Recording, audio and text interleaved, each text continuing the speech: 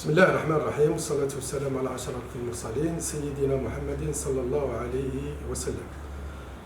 ستشرع جامعة الأمير عبد القادر للعلوم الإسلامية ابتداء من يوم السبت تنظيم أبواب مفتوحة بناء على قرار الوزارة الوصية داخل الجامعة. هذه الأبواب وكذلك تم الاتفاق مع جامعات مدينة قسنطينة أن تنظم في وسط المدينة، وبالتالي ستشارك الجامعة في الأبواب المفتوحة بمنطقة داخل الجامعة وبوسط المدينة من أجل استقطاب حاملي البكالوريا الجدد 2022-2023 والتعريف بجامعاتنا لهؤلاء الطلبة من أجل اختيار التخصصات التي يرونها مناسبة لهم.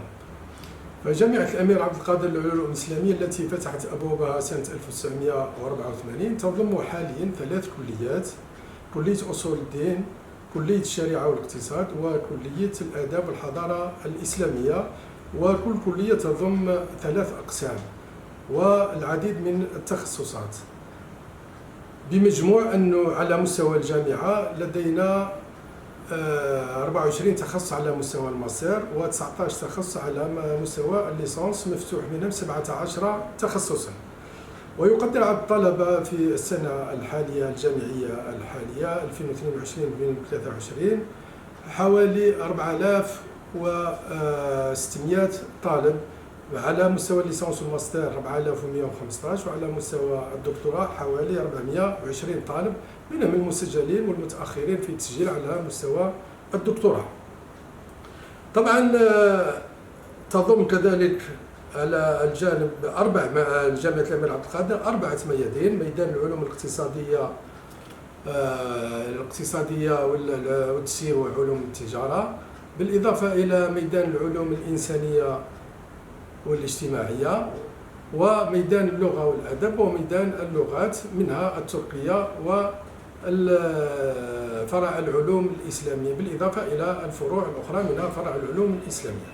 وتعتبر جامعة الأمير عبد القادر للعلوم الإسلامية الجامعة الوحيدة على المستوى الوطني التي تدرس العلوم الشرعية، بالإضافة إلى كليات العلوم الإسلامية التي تنتمي إلى جامعات أخرى كجامعة الجزائر وجامعة باتنا، جامعة الواد، جامعة تلمسان، جامعة البويرة، وجامعة المسيلة إلى غير ذلك.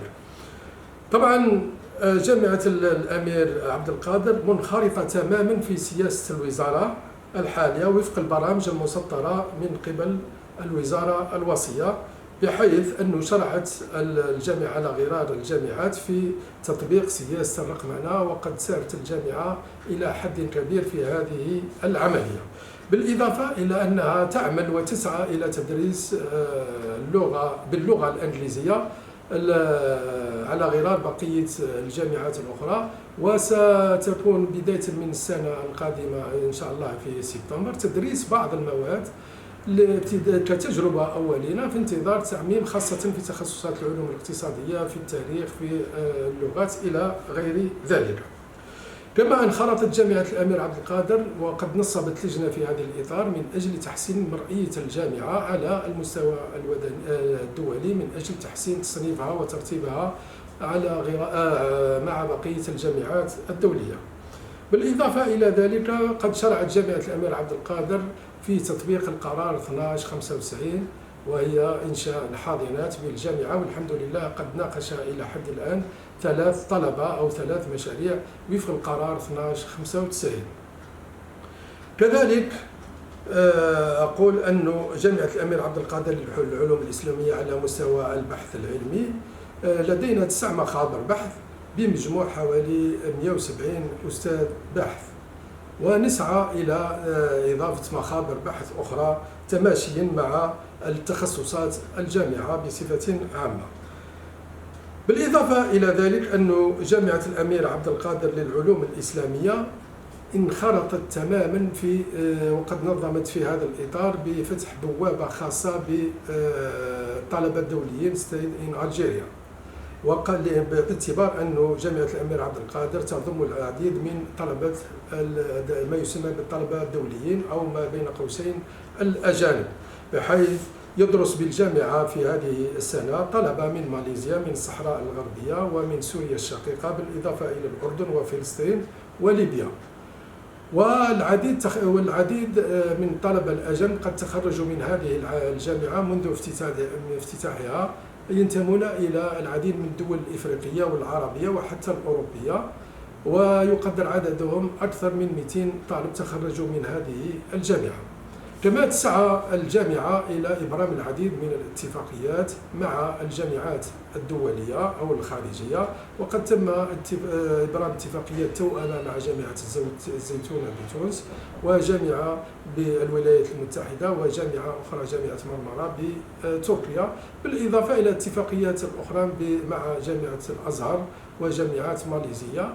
ونسعى إلى تفعيل هذه الاتفاقيات بما يخدم مصالح الجامعتين. بالإضافة إلى ذلك أنه نقول بأن جامعة الأمير عبد القادر للعلوم الإسلامية تسعى دائما لاستقطاب الطلبة الجدد، خاصة أنها بها العديد من التخصصات التي يحبذونها الطلبة، بالإضافة إلى تخصصات العلوم الإسلامية. هناك تخصصات في العلوم الاقتصادية كالاقتصاد الإسلامي والمالية الإسلامية، سواء على مستوى الماستر أو على مستوى الليسانس، بالإضافة إلى تخصصات العلوم الشرعية، خاصة تخصص الدعوة والإعلام، تخصص مقارنة الأديان، بالإضافة إلى تخصص التاريخ الإسلامي. وتعتبر جامعة الأمير عبد القادر للعلوم الإسلامية إلى جانب جامعة الجزائر الجامعة التي تدرس اللغة التركية. والحمد لله أنه الآن رانا في الدفعة حوالي السابعة لتدريس اللغة التركية، ونسعى بالتنسيق مع جامعة الجزائر التي تدرس التركية من أجل إرسال طلبة إلى تركيا من أجل تحضير شهادة دكتوراه. وفي هذا الإطار لدينا اتفاقيات مع جامعات تركيا في هذا الإطار، وسنعمل إن شاء الله لبلوغ هذا الهدف. شكرا، بارك الله فيك.